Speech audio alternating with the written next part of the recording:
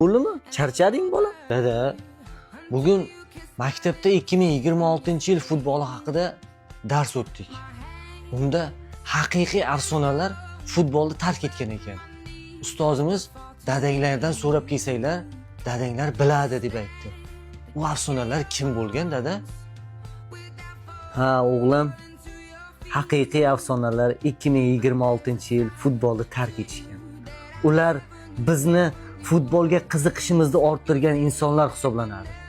Ularning ismi Lionel Messi, Cristiano Ronaldo, Neymar juniorlar hisoblanadi.